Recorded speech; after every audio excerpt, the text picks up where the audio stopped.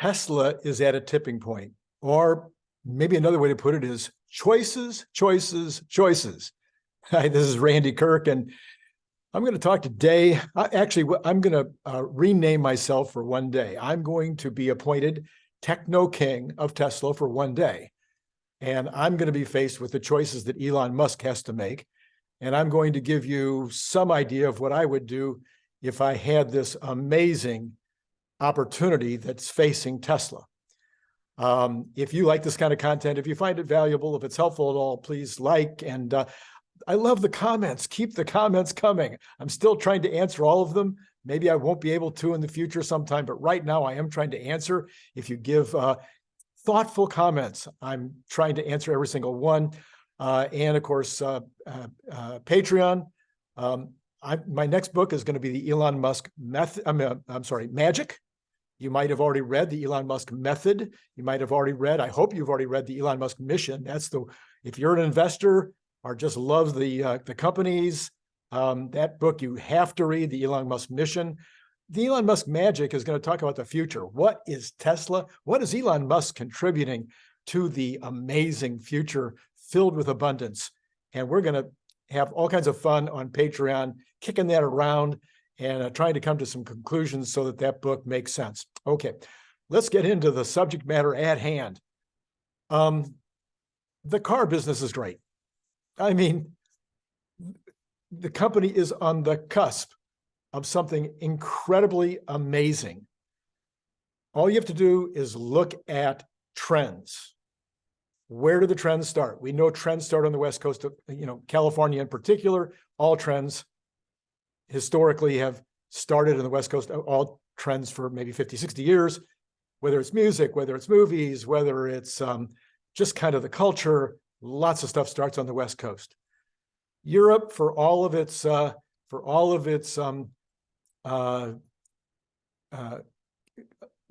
multiple cultures and whatnot in Europe, they also tend to start a lot of trends, especially in the arts.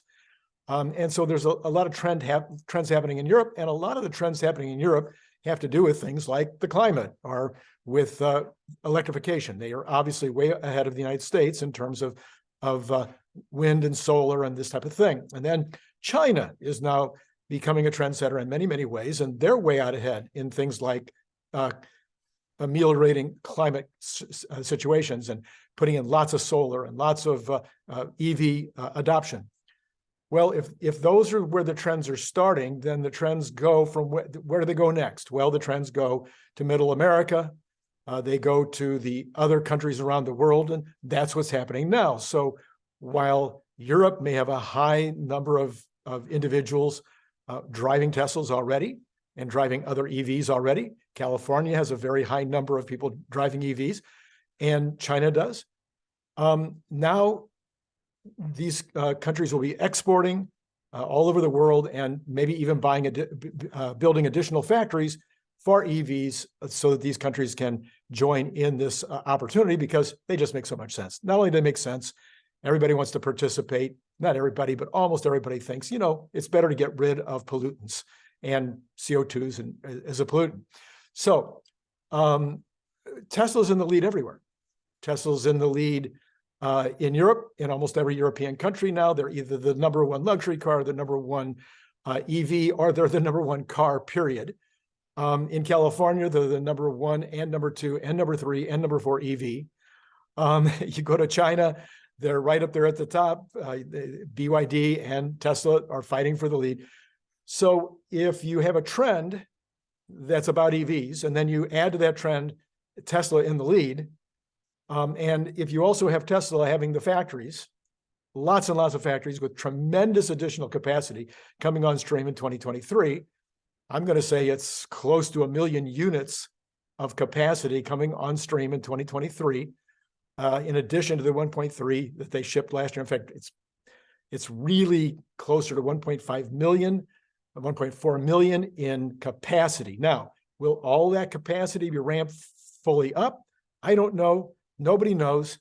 Maybe Elon has a good idea, but the ramp is happening, and it could literally, you can make a case, I've made the case, look at my other videos, for 1.65 2.65 million cars next year, which will be a ramp of 1.3 million cars, increase of 1.3 million cars. Well, nobody has the capacity to come anywhere close to doing an additional 1.3 million cars next year, not BYD, not anybody. So Tesla is positioned in the automotive area to just go nuts. Now, there's another new wrinkle to this, which is the trucks. So there's a couple of trucks on the market already from Ford and GM, but now Tesla is coming out with a Cybertruck.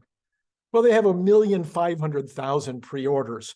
And a lot of people say, well, but you only had to put $100 down, and a lot of those pre-orders won't be filled. I haven't talked to a single person yet that has an order for the Cybertruck that doesn't intend to take delivery. We put in an order for one Cybertruck, and while it doesn't make a lot of sense, garage size wise and some other reasons, my wife is just sitting there waiting. She wants that Cybertruck when it comes out. So I talked to lots of folks, and some of them have 1, 2, 3. Some of them want a fleet so that they can rent them out. So I don't know that a lot of these are going to be cut back when the time comes. Obviously, the price is going to matter and the configuration, everything else. But I think the Cybertruck is going to ramp like crazy to where that's going to be another huge opportunity for Tesla. Well, today, I'll just briefly mention this. I want to do a video later on this, but today it was announced that Tesla is building a factory in northern Nevada to make semi-trucks. This is a complete surprise. Nobody had any clue that this was going to happen. 3.5 billion expenditure. Don't know the details yet, only that that's where they're going to make semi-trucks. Elon has talked about making 50,000 of those in 2024. I'm saying that this is evidence that it's going to be way more than that in 2025, 26, et cetera.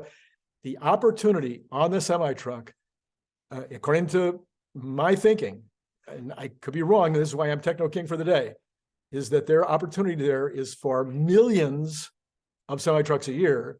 How much of those millions are they going to do? So let's come back to that in a minute, because then we want to go on to the next one, which is energy. Everybody's talking about energy. Everybody's talking about the impact that energy might have on the bottom line tomorrow with the earnings report. After having researched this really, really carefully and watched all the things that have been said online so far, I think there's a likelihood that there will be a recognizable increase in both sales and profits as a result of Lathrop on the fourth quarter earnings. But I think on the first quarter earnings, it's going to be more than just a little recognizable increase. And on the second quarter earnings, it's going to become real. And it's significant. We're talking about the entire company making something on the order of $8, $9, $10 billion this year.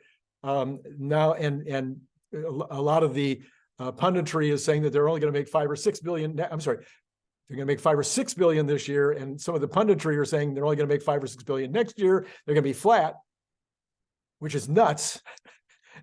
And it's very likely that Lathrop will make more than that by themselves.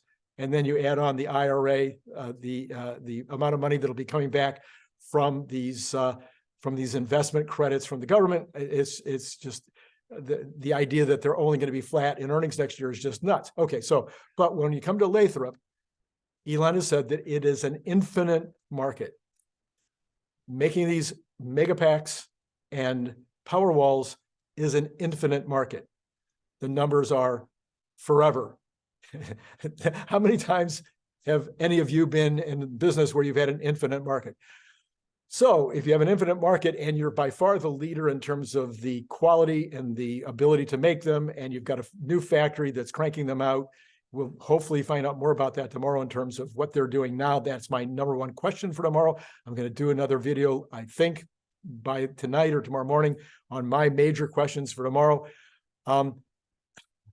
It's just an incredible opportunity with high margins, possibly 50 or 60% margins, with huge orders, almost 2 years of orders already banked, and unlimited orders out there available, not only from utilities and manufacturers and other people that would be buying them from Tesla, but Tesla's own need for the mega chargers goes on and on and on just for their, mega packs, just for their mega chargers, they need to have one in every single, one or two or three of them in every single mega charger station that they have around the world.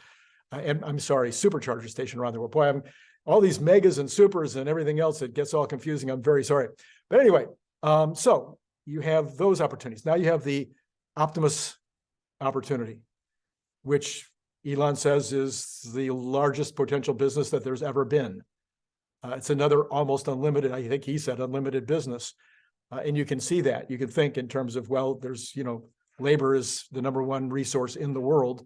And you could have almost unlimited numbers of these robots running around. You may have heard that I just want one that's going to give me massages. That's because I can tell it where I want that to be, higher or lower, or left or right.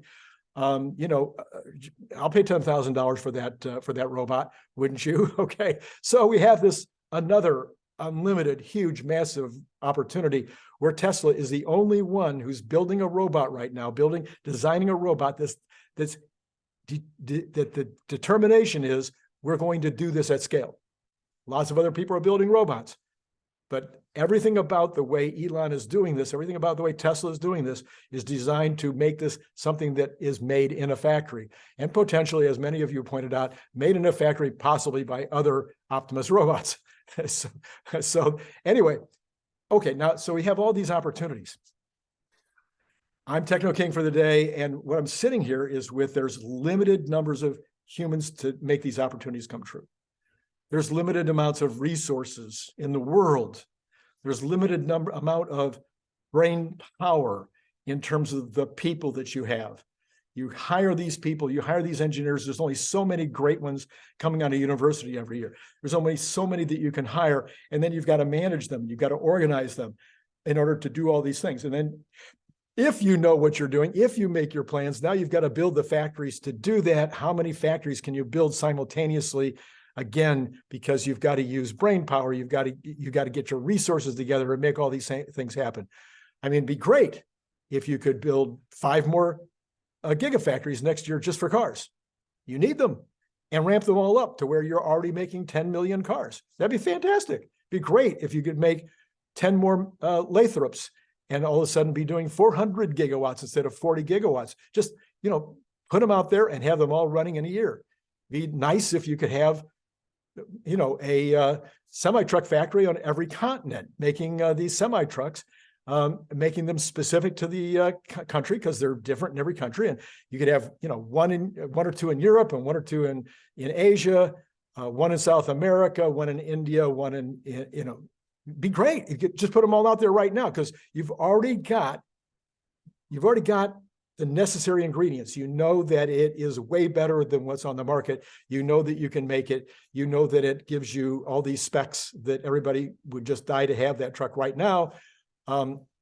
Be great if you just, boom, start making them all over the world. Be great if Optimus, if later this year they have an Optimus that's useful, and they think that that useful case would be for, 100 million Optimuses, and it's ready to go for the use cases, for the specific use cases, not for every use case. It may not be ready for my massage yet, but it's ready to do some useful things, and the market might be 100 million of those. So it'd be great if you could, again, have 100 million of those made in 2024, but it's not going to happen.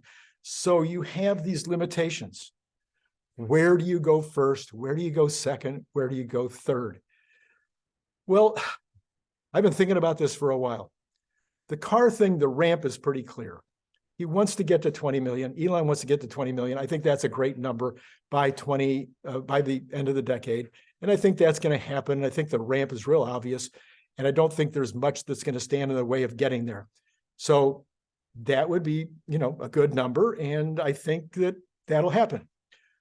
And then there's the energy ramp. Well, I think you have to build 5 Lathrops every year. So that would mean 200 gigawatts per year, either in 1 factory or 2 factories or 5 factories.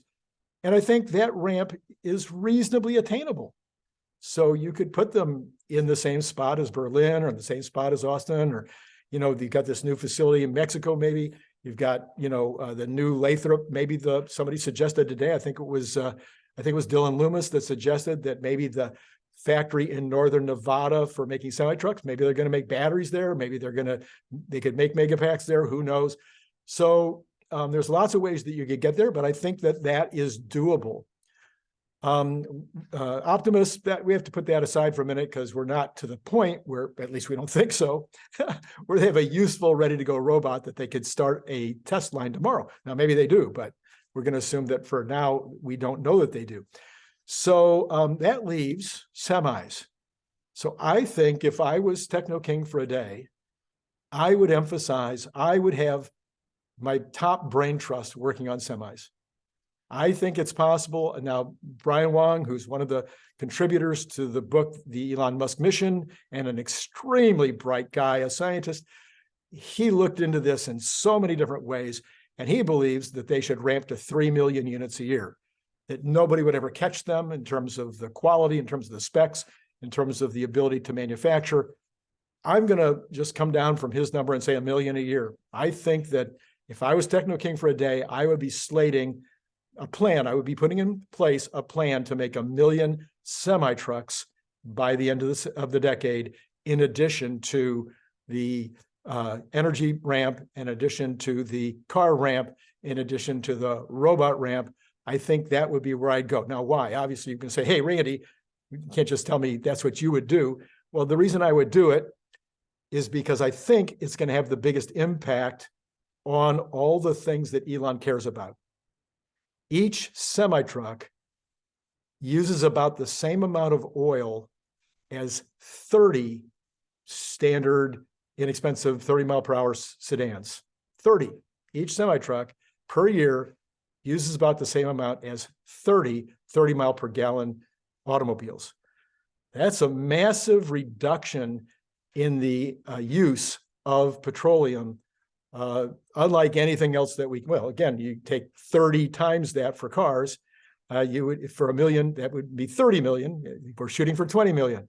So 1 million of these would be 50% more effective at reducing the oil usage on Earth than the 20 million cars. Number two is you save a tremendous amount of brake dust going into the air. And number three, you reduce the noise in the cities by a ton. And you also make it way safer for the drivers. So if those reasons aren't enough, I encourage you to tell me why you think, no, let's actually even do more energy storage. Or, okay, no, let's even do more automobile manufacturing. I think those two things can be done easily. I think the challenging one is going to be ramping up semis. And I think there should be a concentration. I think there should be a focus now on ramping semis to 1 million by the end of the decade. Tell me what you think. I'd love to hear your comments. Like, subscribe, of course. Join Patreon. Come on in. We'd like to have you be part of the team as we develop the new book. It's been great talking to you.